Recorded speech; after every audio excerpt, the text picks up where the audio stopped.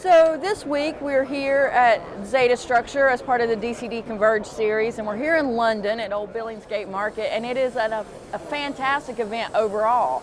But what's really cool is this time we've had an engineering workshop that not only focuses on our telco project, but we've also got our data center, our server, our hardware management piece, and we've got all of that as part of this event as well. And we have a whole hallway that's nothing but dedicated to open hardware, specifically the open compute hardware. We have several racks here up on the floor, and we've got people, from all industries coming through and asking questions about how can they either consume OCP gear, collaborate with OCP, or contribute OCP. And so it's a fantastic event for us and a fantastic time for the ecosystem as well.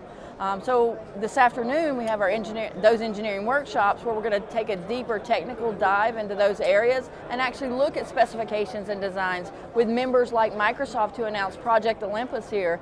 And so we're going to dive down into that universal motherboard spec and the power system and all of that and see what we can do as a community around that. We're also taking advantage of the fact that it is the data center group here, and that project is taking the opportunity to get re-energized while we're here and figure out how do we come up with what it takes to be an OCP colo. What does it take to really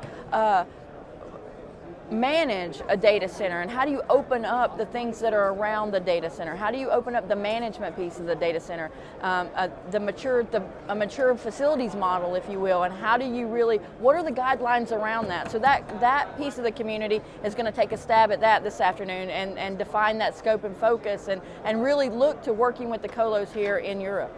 Well, consider we're not a standards organization, we're more of a guidelines organization, which is, we try to give guidelines and try to define the left and right boundaries to allow for innovation.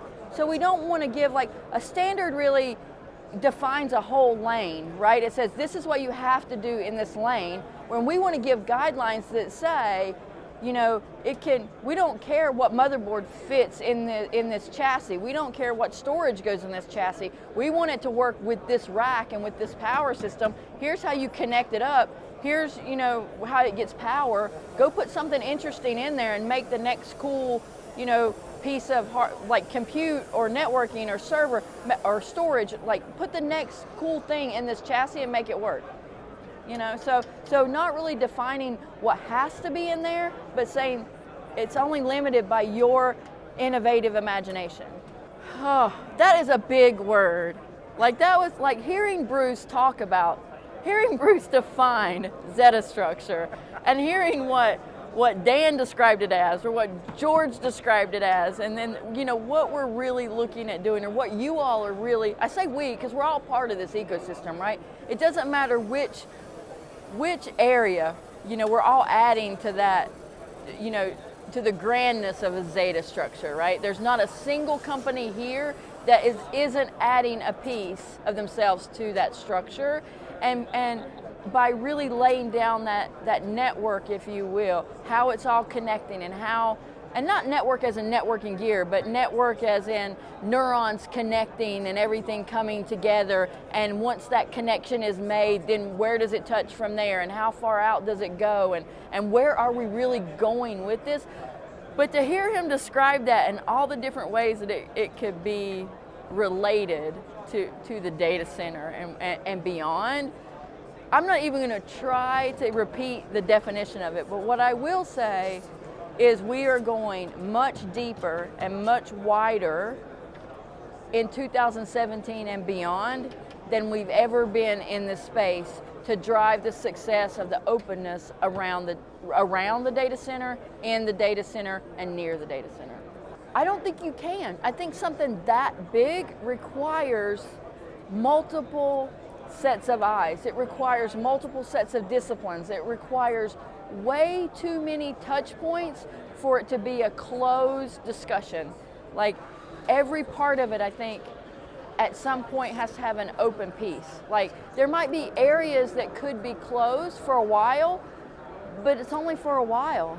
And then it comes full circle and it becomes open. So I think, though, that maybe some people, I don't want to say, maybe some people haven't drank the Kool-Aid about the openness yet, but at least they're starting to say, what does it taste like? You know, is it palatable for me? Is it going to suit my taste and my needs?